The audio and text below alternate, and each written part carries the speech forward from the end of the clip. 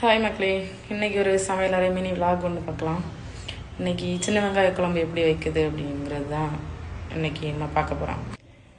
2 table spoon oil, 1 spoon கடுகு, 1/2 table spoon வெந்தயம் போட்டுட்டு கடுகு வெந்தயம் நல்லா பொரிஞ்சப்புறம் ஒரு 30-35 சின்ன வெங்காயம், ஒரு 8 பல் பூண்டு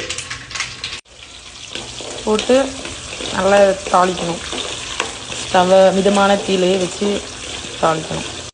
வெங்காயம் இந்த அளவு வதங்கின டைமில் கருவேப்பிலை போட்டு கொஞ்சோண்டு உப்பு போட்டு வதக்கணும். அப்படின்னா வெங்காயம் சீக்கிரமே வதங்கிடும்.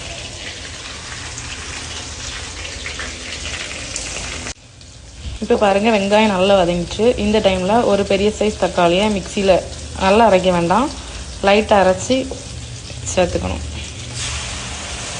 தண்ணியெல்லாம் எதுவும் சேர்க்கக்கூடாது. தக்காளி நல்லா மிக்ஸ் பண்ணிவிட்டு ஒரு 2 நிமிஷம் தக்காளியோட பச்சை வாசனை போகிற வரைக்கும் நல்லா ஃப்ரை பண்ணணும்.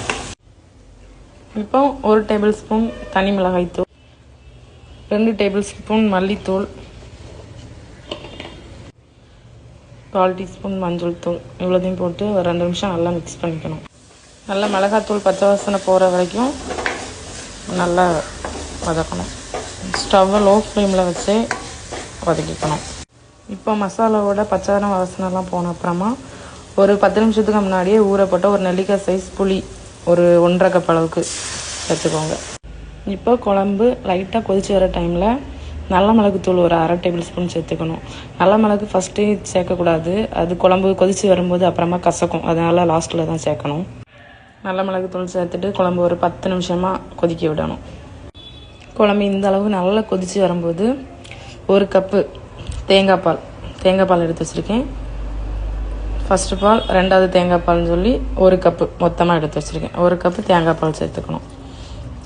நீங்கள் தேங்காய் பால் சேர்க்காம இருக்கலாம், ஆனால் தேங்காய் பால் சேர்த்தா இன்னும் ரொம்ப டேஸ்ட்டாக இருக்கும். தேங்காய் பால் ஊற்றிக்கிட்டு குழம்பு ஒரு கிரேவி கன்சிஸ்டன்சி வர வரைக்கும் குழம்பு வத்தோடணும் ஒரு 10 நிமிஷம்.